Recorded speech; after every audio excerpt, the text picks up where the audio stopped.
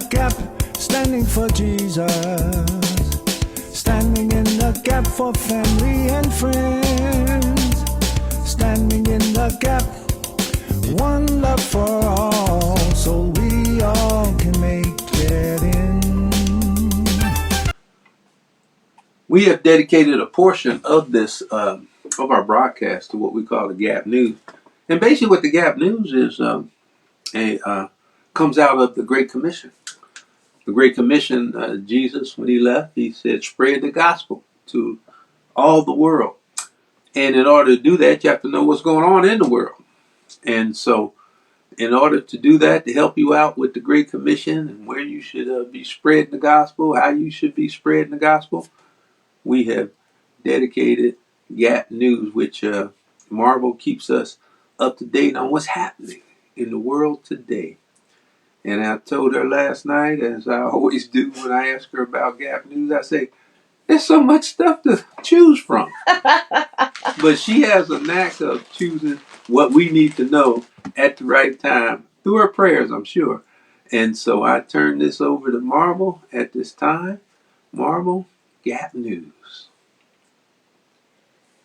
Well, y'all know it's been a whole lot going on this week. Oh my gosh. There's been so much going on, and there's always a lot to go on. But I read a statistic that this big reconciliation bill that's been bouncing back between the House and the Senate, and yesterday Trump signed it. I read that 50% of Americans don't know what's in the bill. Don't worry though, because it's probably about 50% of the senators and 50% of the Congress people don't know either. But I'm calling this one big, fat, ugly bill.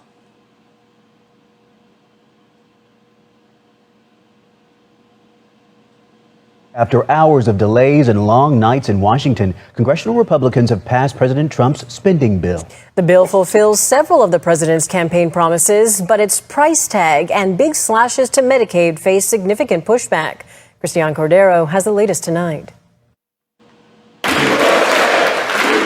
President Trump's signature legislation, which he dubbed the One Big Beautiful Bill Act months ago, progressing since in fits and starts, cleared its last major hurdle today, and it's on its way to the president's desk. The yeas are 218, the nays are 214. The motion is adopted.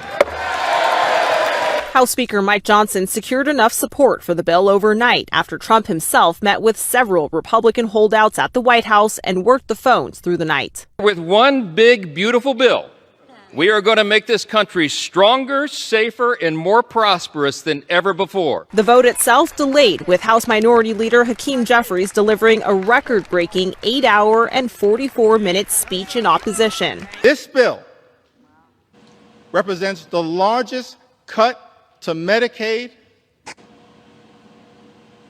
in American history. It will devastate vulnerable populations all across America. Republicans faced an uphill battle advancing the bill, with some against its price tag. The nonpartisan Congressional Budget Office estimates the bill will add $3.4 trillion to the national debt over the next decade. And in that same time frame, the CBO says some 11.8 million Americans could lose their health insurance coverage because of its steep cuts to Medicaid.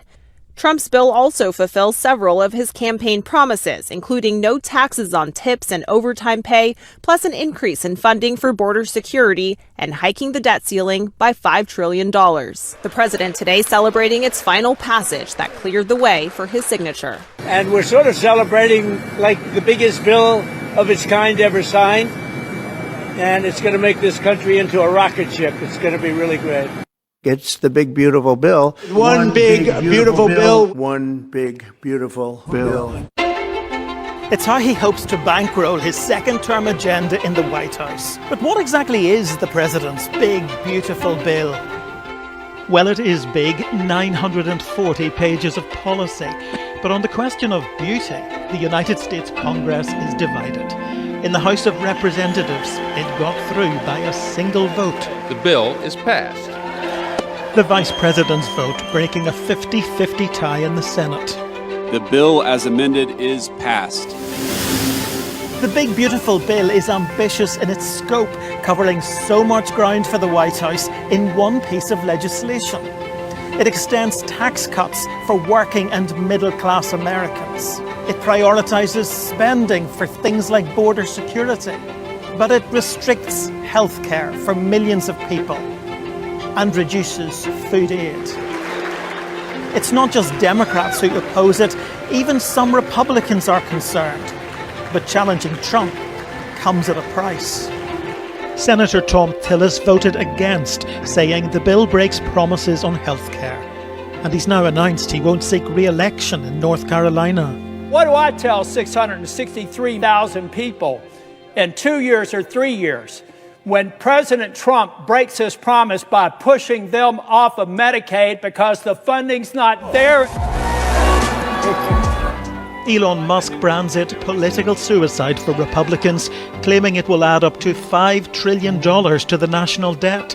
The president threatening to deport Musk, the former head of his Department of Government Efficiency. Those is the monster that might have to go back and eat Elon. Wouldn't that be terrible?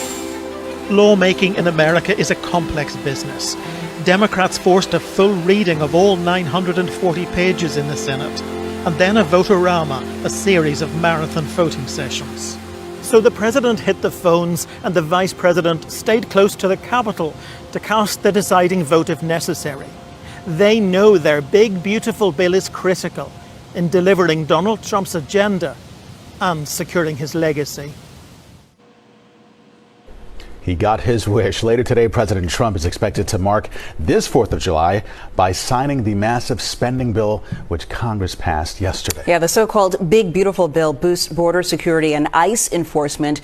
It also increases defense spending, and there are new work requirements and other changes to safety net programs, including SNAP, the food assistance program, and Medicaid.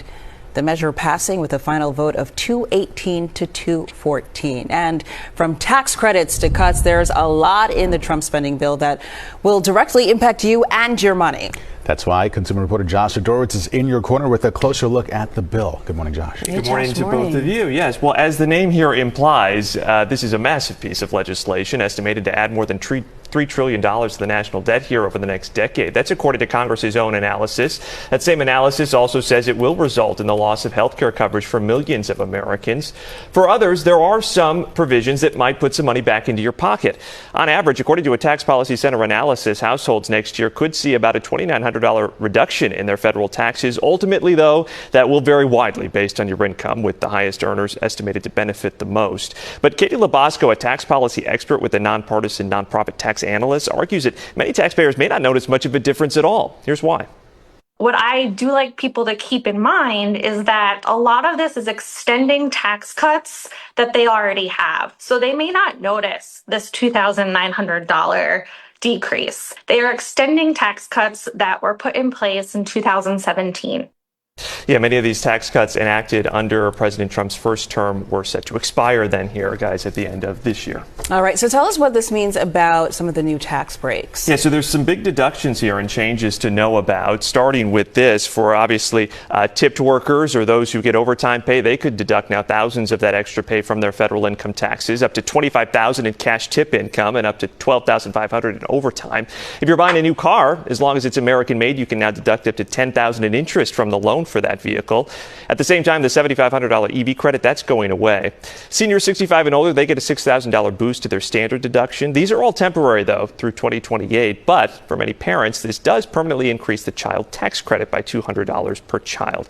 But as we've been talking about, at the same time, there are substantial cuts to programs like Medicaid, which 72 million low-income Americans and people with disabilities rely on for health care. The bill slashes a key source of funding for states that expanded Medicaid, like Pennsylvania. There's also changes to the federal food assistance program known as SNAP. And then there's also a tax credit that had been helping people pay for coverage purchased on the Affordable Care Act's exchange. That is not being extended under this bill, and that will be one that will be allowed to expire here at the end of this year. At the devastating impact that these Medicaid cuts will have on their health, their safety, and their well-being. I'm confused, Mr. Speaker, by the statement that Mitch McConnell made. He said people will get over it. No, Mitch. The American people will not get over it, but they will get even next November. That's what's going to happen because of these cuts being unleashed on the American people. I'm confused, perplexed, astonished, flummoxed by some of these statements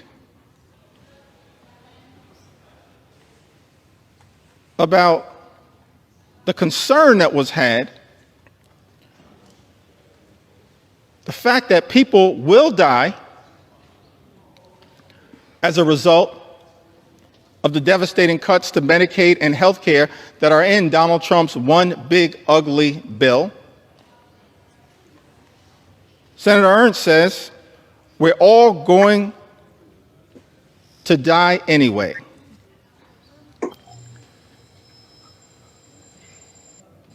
Yes, Joni, the American people understand that at some point all of us will transition. But the American people do not deserve to die as a result of the Republican cruelty that is in this legislation.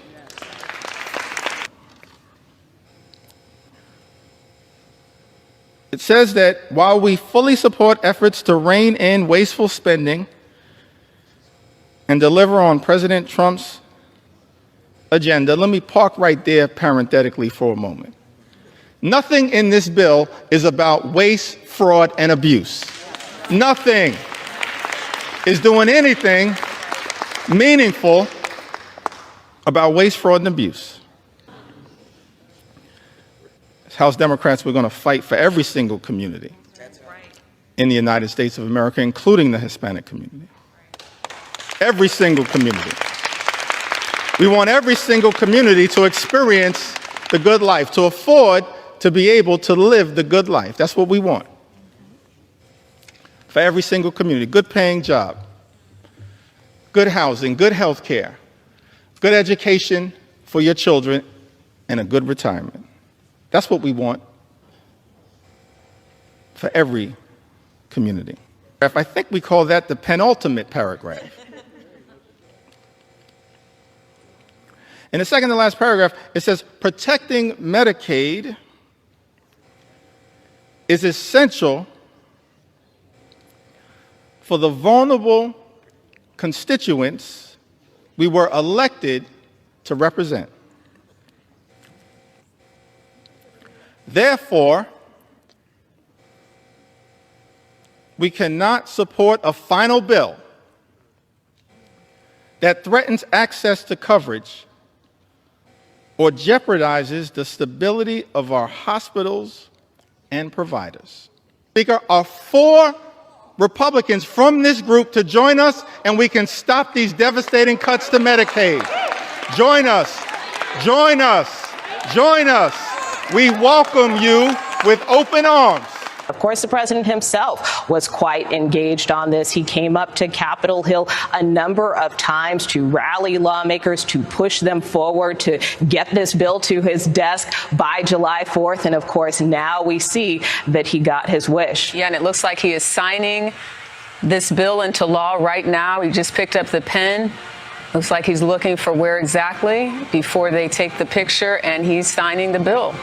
The one big, beautiful bill. You see thumbs up, surrounded by people within his cabinet. You see Mike Johnson, the House Speaker. You see Steve Scalise, I believe, off to his left. Scott, if you could tell us what Democrats are saying regarding this photo op. This is quite an American moment, Eureka. Both parties are quite confident this photo op, the one you're seeing right now, is going to be political nitroglycerin for them in 2026. Republicans think they have a big victory here to tout to voters, to show what their control means. Democrats think this thing is a political loser. It's going to impact millions of families, could cut health care, nutritional assistance for people, just the kind of thing they can use in the midterms to win back the U.S. House and contain this president.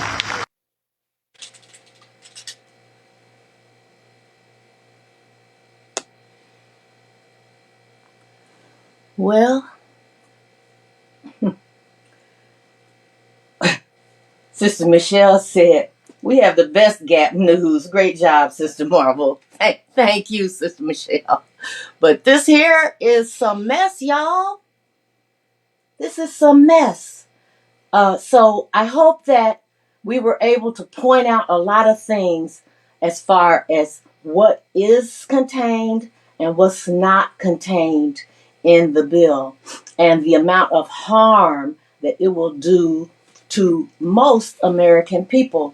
After I created this video last night, I came across a letter that was written by 20 Catholic bishops and several interfaith leaders. And basically they say, first, this bill provides tens of billions of dollars to the government to undertake a mass deportation campaign, which will separate U.S. families, harm U.S. citizen and immigrant children, and sow chaos in local communities. It will spur immigration raids across the nation, harming hardworking immigrant families essential to our economy and causing widespread unrest like we recently witnessed in Los Angeles.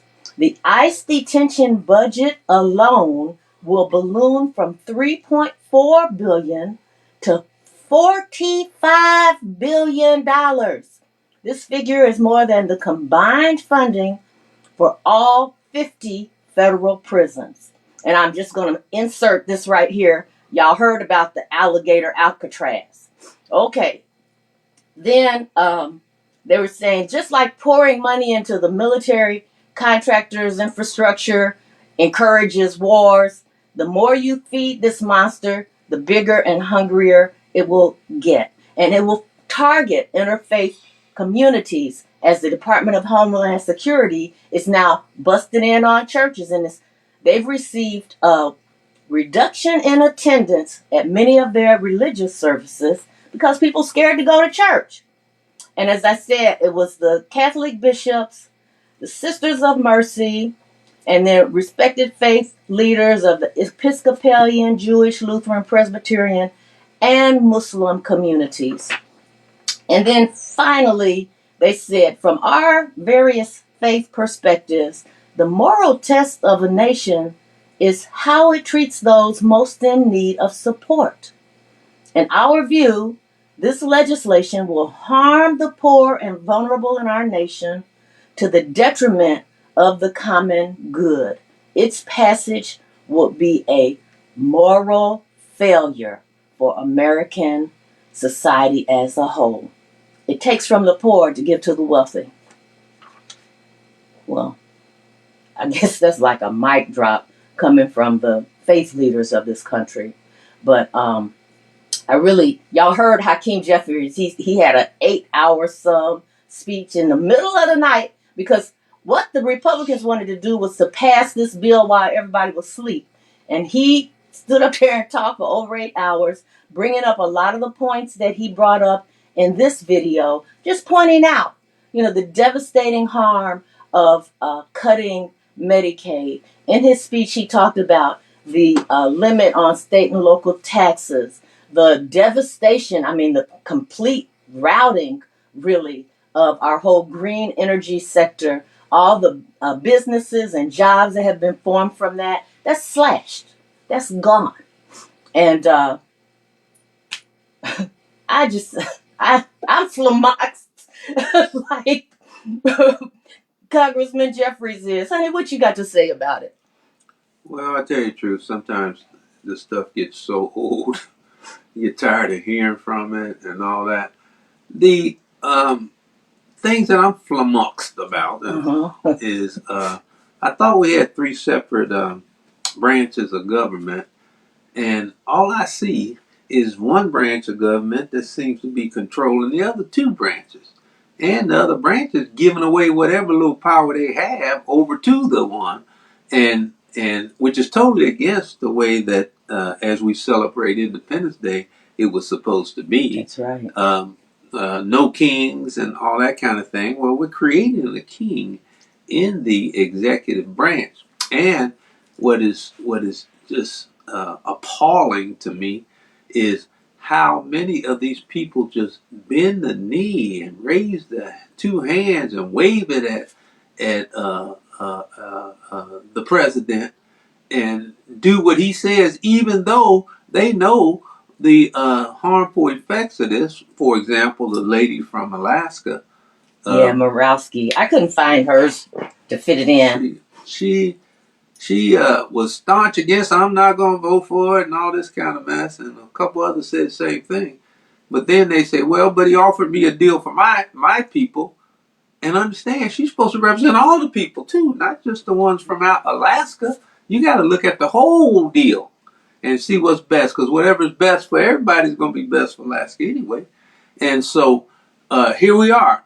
And it just burns me up that all I'm hearing from Democrats and opponents of Donald Trump is giving me the postmortem on what has happened and all that. Well, I can see what has happened.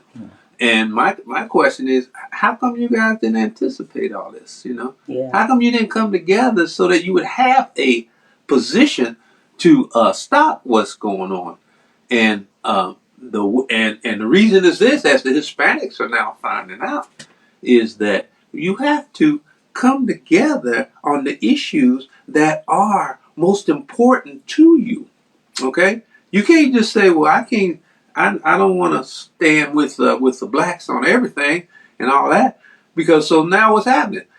Yeah, they're coming after you and your people and your families and all that. I just want to say one thing. You're saying, why is this happening? Somebody said Senator Murkowski is craven. And I think that applies across the board to our legislative branch right now. So you saw Senator Tom Tillis, he said, I'm not going for this, but guess what else? I quit. And we saw a lot of that last session, prominent Republican congressmen and senators, they just quit. They said, I'm done. I'm not going to do it. So but then the ones that want to stay in it, that's what they have to do. I hear that July the 3rd, the evening of July the 3rd, all of these 13 and 21 that were still saying no, and it had gotten down to like 5 were still saying no. And Trump just marched him in to the White House and took a photo op with him and gave him a sign, anything. And they turned around and voted the way he wanted. Yeah, he gave. What is it going to take for me to get your vote? What do you need? I need this, another. Well, here it is. Here it is. And I mean, it ain't got to be true. It ain't got to be true. I'll tell you anything right now. You got to trust he's going to abide by his promise. But anyway, I tell you this. If you ever heard the concept of the killing floor? Yeah. When I look at the blacks and the Hispanics and all these that are opposing this bill, he squarely put you on the killing floor because you won't stand together. Right. Now you're gonna be destroyed separately on the killing floor. He got you right where he wants you, and when the Democrats say, okay, we'll wait till next November and we're gonna vote him out like that, that ain't no guarantee. No, and I understand there's a lot of things going on behind the scenes in the Democrat Party to try to mobilize, and because again, if 50% of the people don't know what's in this bill, one of the things they need to do is make sure that 100% of the people know, and that they can point out the things that are harmful to everyday Americans, so that they will get out and vote. And then one other person said, "Don't wait till November. We better get on it right now." That's good. That's good advice. Right now. But I don't know what they're going to do because they position themselves to not have any power to do anything. The power is in the people, and I advocate this again. If you're looking at this show right now and you're shocked to find out that They've cut almost $1 billion out of Medicaid. So this isn't just poor people who are going to be hurt. It's going to be all the elderly that are in these nursing homes. Nursing homes get high percentages, 20%, 30%, 40% of their revenue from Medicaid. They're saying that facilities across the country are going to shut down. Let's bring it home to Cincinnati. They are shutting down Drake. They are shutting down Drake, and it's because of this budget that they're passing and the cuts that they experience. And so now Drake was the premier place for rehab in Cincinnati. It had all kinds of programs. I know the Aqua Sports and whatnot, or Aqua, whatever you call it, workouts and stuff. It's gone. It's gone. And that's just the tip of the iceberg. All right, I think we've given enough to Gap News today. Well, but Sister Elaine said, this man is out of control. He will fall hard. God is in charge. A good point, Art, about the charge against this man who is she called him the Antichrist. He has threatened everyone. And then she says, thanks, Marvel, for the Gap News. It's my pleasure to bring this to you all, but I'm bringing it because I want you to know, and don't keep it to yourself. Tell somebody else. Tell somebody what's in this. Or I'll be having the Gap News just as a separate little thing later on today. Send that to your friends and say, did you know this mess was in that bill? Because people don't know. Well, now you know. All right, well, unfortunately, I'm going to have to hold you a little longer than I